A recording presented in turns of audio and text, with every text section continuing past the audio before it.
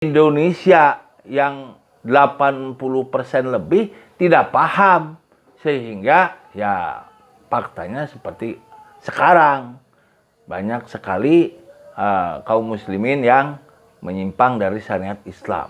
Nah, ini dibahas oleh pesantren Miftahul Huda ya sebagai syahadat syar'an, syahadat mujin. Nah, itu ini udah main ya. Ini oleh saya dengan Uwahhoer Apandi ini sebagai tokoh yang ya luar biasa, yaitu menyampaikan ilmu tentang akidah. Ya, syahadat syar'an itu syahadat yang belum lengkap. Dia ngaku muslim tapi korupsi, dia ngaku muslim tapi dia suka jajan gitu, dia ngaku muslim dia suka nyekek botol misalnya, dia ngaku muslim suka judi. Nah, itu harus disempurnakan. Sebagaimana seorang yang sangat rusak akhlaknya datang ke Rasulullah, wahai Rasulullah, saya mau masuk Islam.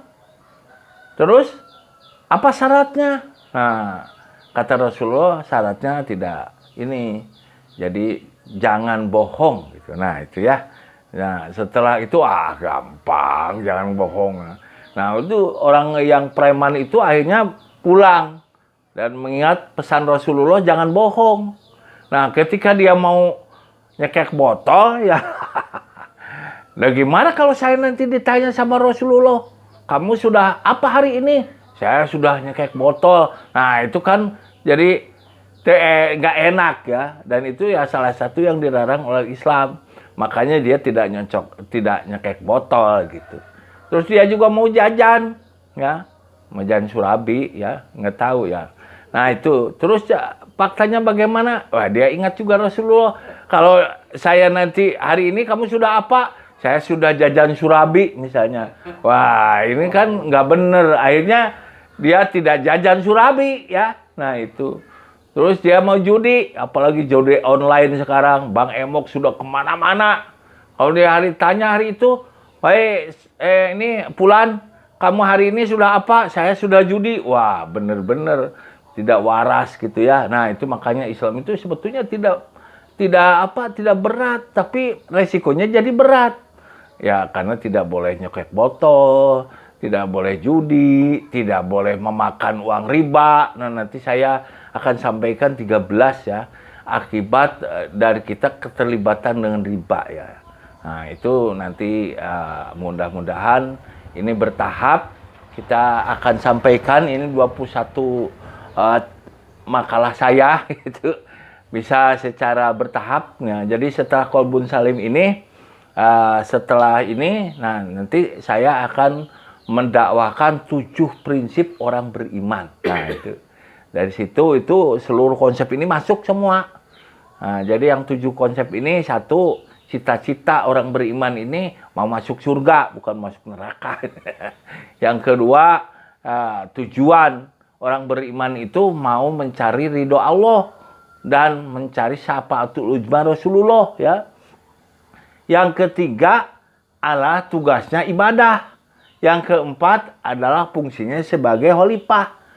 Yang keenamnya adalah misinya tadi, wabdagi bima taqallu darul akhirah wala tansa nasibaka minad dunya ya.